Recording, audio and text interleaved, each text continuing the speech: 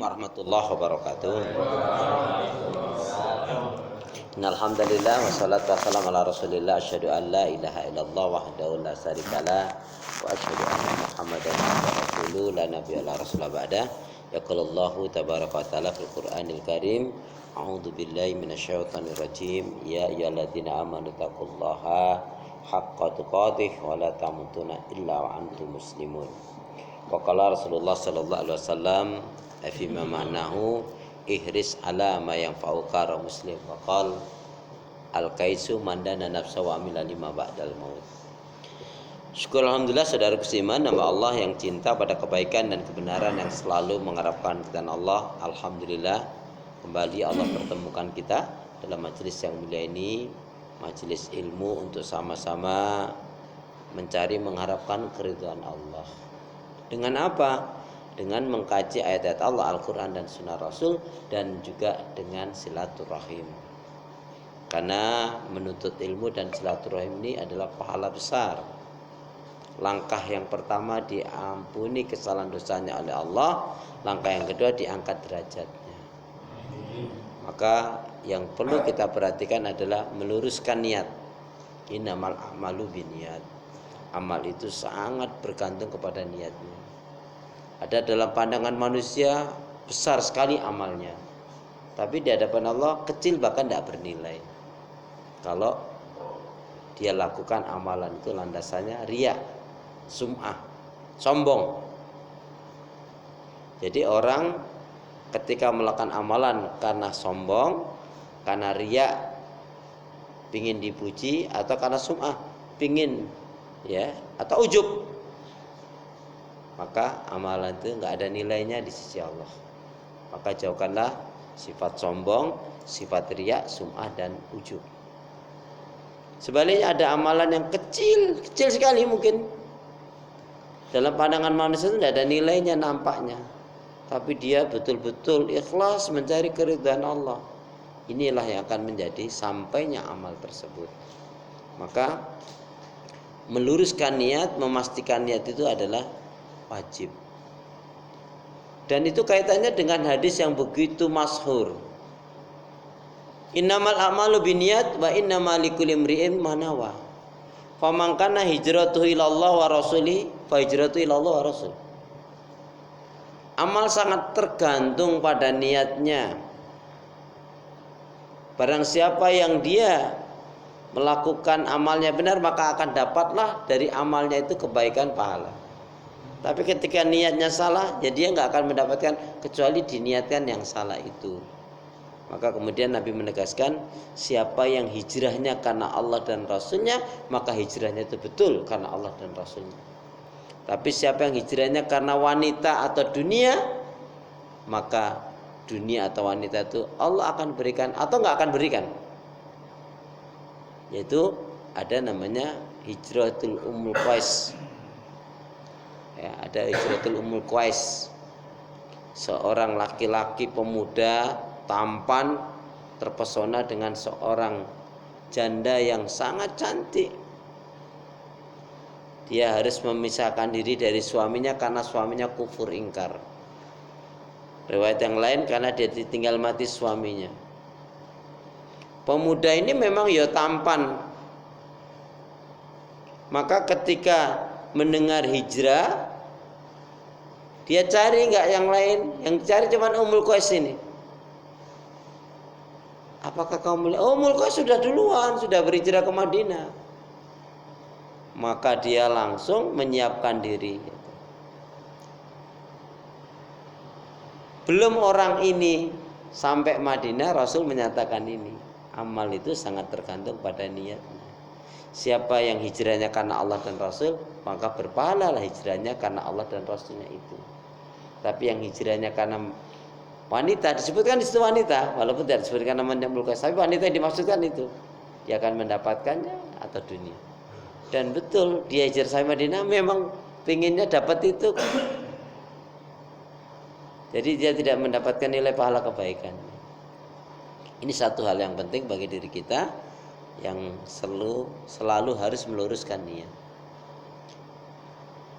Gimana doanya, inspirasi dari doanya Nabi Daud begitu jelas, ya Allah aku berlindung kepadamu dari hidup dan kehidupan yang tidak kau berkahi, tidak kau ridhai, tidak kau rahmati dan tidak kau cintai.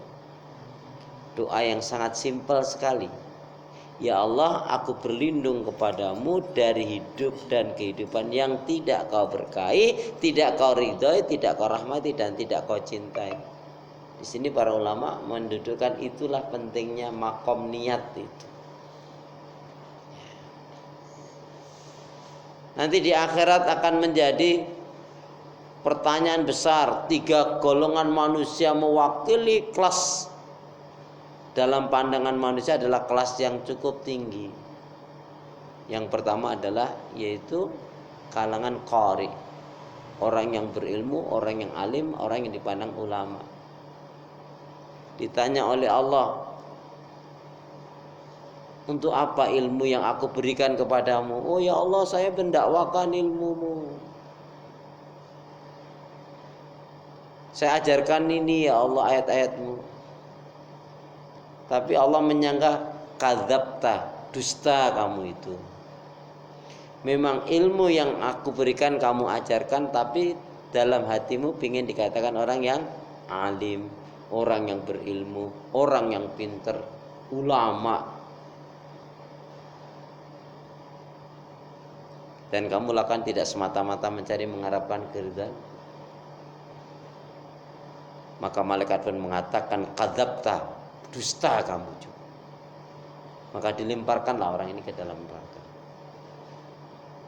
Yang satunya lagi adalah dari kalangan, kalau sebutnya kesatria, mujahid kalau bahasa hadisnya.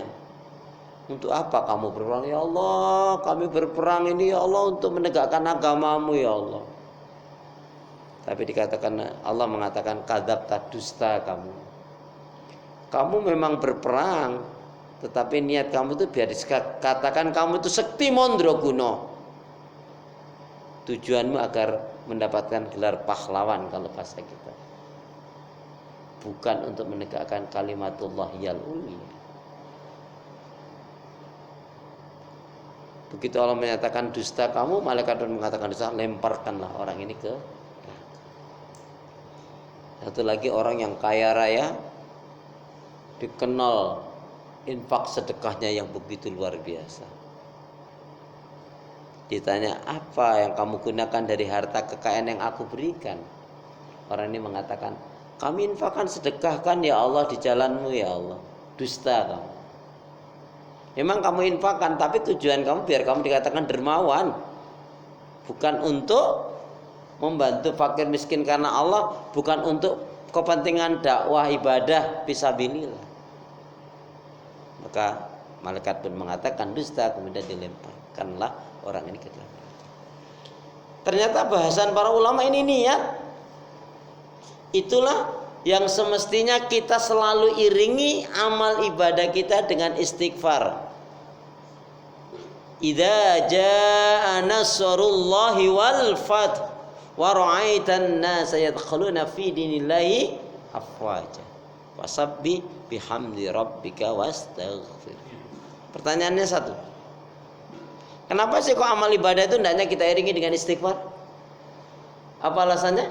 Karena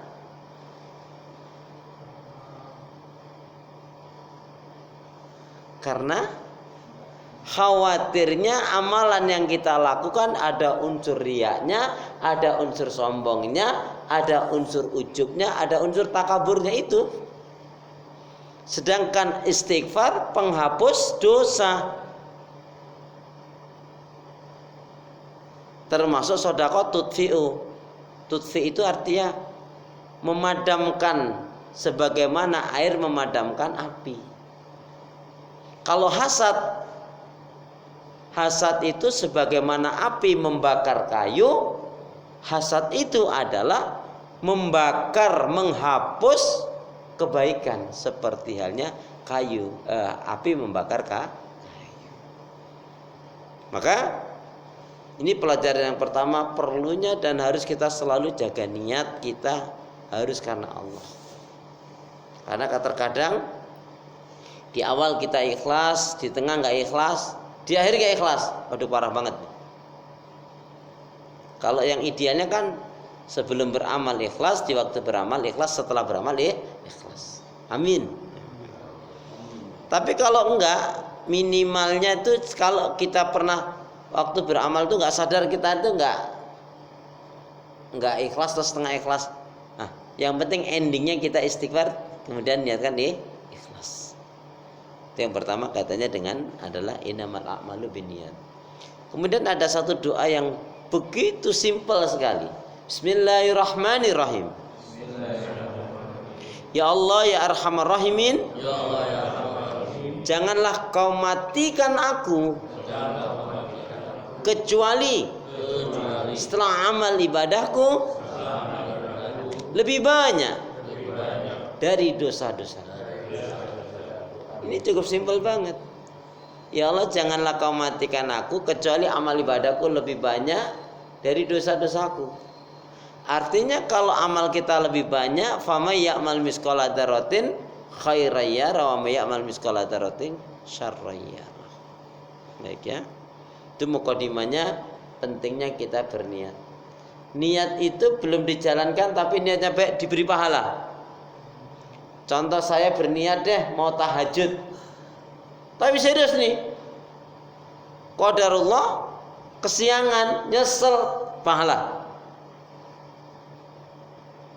Misalkan safar balik ke kampungnya Sragen, Jogja, Kutoarjo, Palimanan, Cirebon, ya, Ciamis, Tasik, Purwokerto,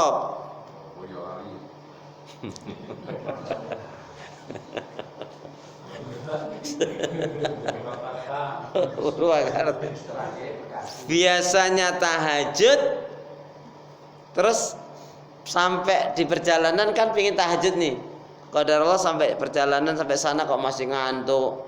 Aduh, kayaknya belum bisa langsung tahajud. Terus ketiduran, bangun subuh, nyesel. Aduh, malam ini aku kok kelat tahajud. Tapi sudah berniat tahajud, maka tetap dicatat pahalanya sempurna. Tapi hanya pada hari itu aja. Enggak terus nanti sering aku nyesel aja, enggak. Allah a'lam bishawab. Ada juga menarik doanya Imam Ahmad, ya Allah, jangan ada satu orang pun yang berbuat salah dan dosa apalagi masuk neraka gara-gara aku.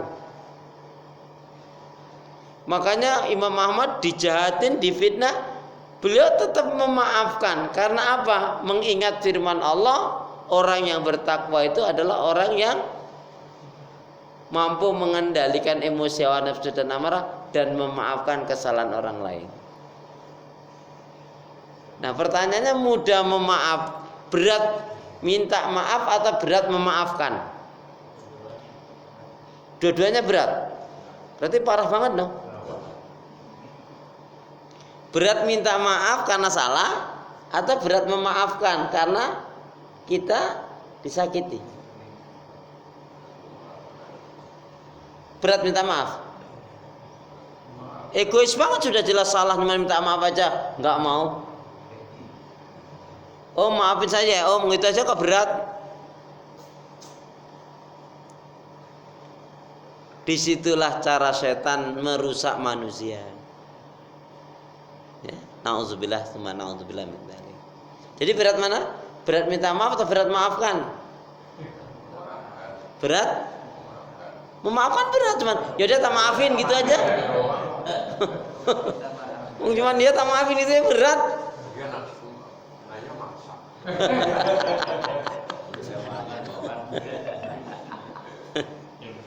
Jadi berat minta maaf atau berat memaafkan? Tidak ada yang berat kalau iman kita benar, kalau hati kita sudah baik. Tapi kalau hati kita masih kotor, iman kita belum benar, ya yang ada dendam. Yang punya sifat hasad, iri, dengki, dendam itu jin, setan atau iblis? Berarti kalau punya sifat hasad, iri, dengki, dendam itu berarti iblis. Nah, terahnya itu.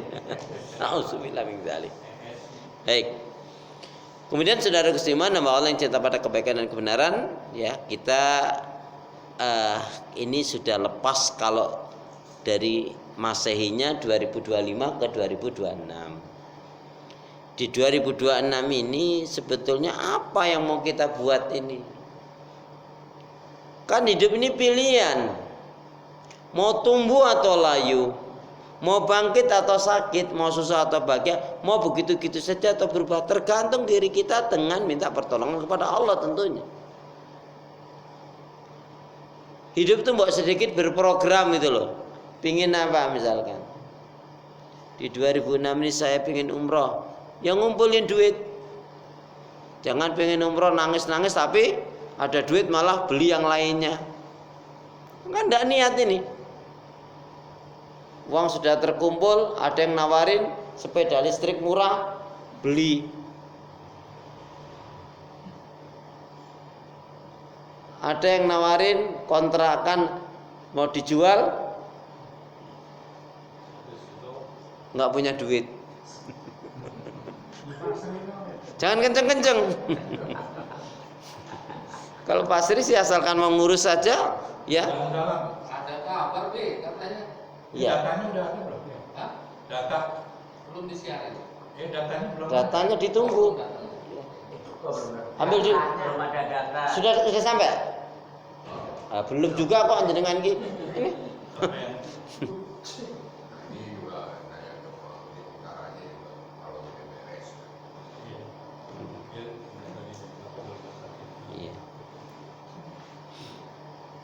Jadi ini bicara kematian ini pelajaran betul ini. Saya diantaranya dari kemarin dari acara pernikahan itu paling tidak ada yang pertama itu hari Senin lalu. Ini kemarin di Jumat kemarin. Tapi ibu itu kemarin saya kan bertakziah. Jadi 2 pekan yang lalu berarti kan acara nikahan anak saya kan hari Ahad kan. Jadi hari Jumat itu dia ngomong sama suaminya tadi malam saya takziah. Ustaz maafin istri saya Ustaz ya. Istri saya sering cerita kalau masalah pengajian itu. Terus hari Jumat yang lalu itu Ustaz sebelum acara nikah Ustaz dia bilang, "Pak, kok aku pengen meninggal pada hari Jumat ya?" Ya dikira suaminya hanya candaan gurau gitu aja. Qadar Allah, betul-betul ibu itu memang baik ya, insya Allah yang saya katakan beliau itu baik. Jadi habis sholat subuh terus zikir terus di depan itu keluar masuk lagi baca Quran lagi terus ada suaranya dikira tidur. Suaminya di depan lagi nyantai.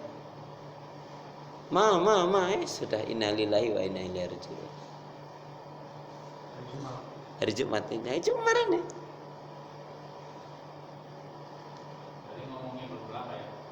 Yang ngomongnya Jumat yang waktu seperti acara sebelum acara pernikahan anak saya itu. Ya 2 pekan lah, persisnya 2 pekan lah.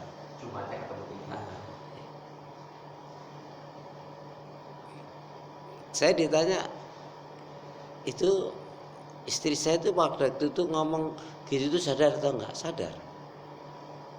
Cuman kita aja yang enggak nanggapin. Dan biasanya memang orang yang baik itu ya tepat ucapannya dari kematiannya itu Allah berikan. Dan salah satu tanda orang yang meninggal baik kan fi yaumil Jumat dalam keadaan ibadah. Jadi ibu itu ya tahajudnya kuat, baca Quran kuat, sedekahnya masya Allah. Jadi salah satunya kalau itu kan pengajian setiap pekan itu yang mensupport ya makanan itu dari beliau. Yang lainnya itu baru tahu kemarin itu juga.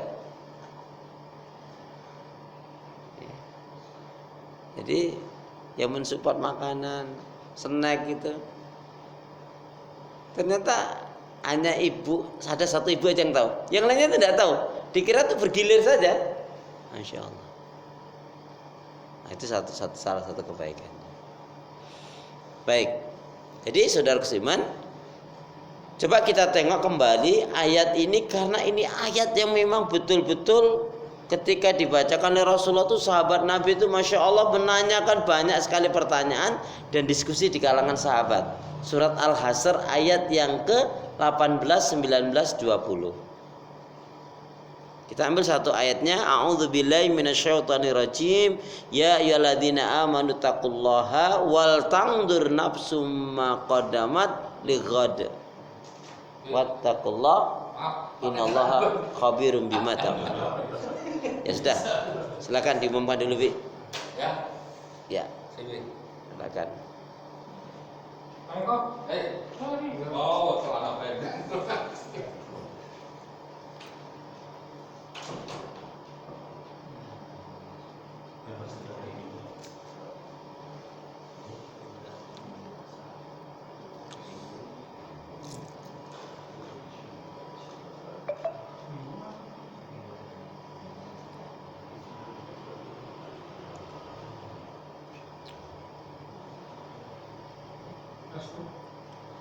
Sebentar. Biar Abi ngumumkan dulu. Silakan dinikmatin lagi. Break. Break dulu ya.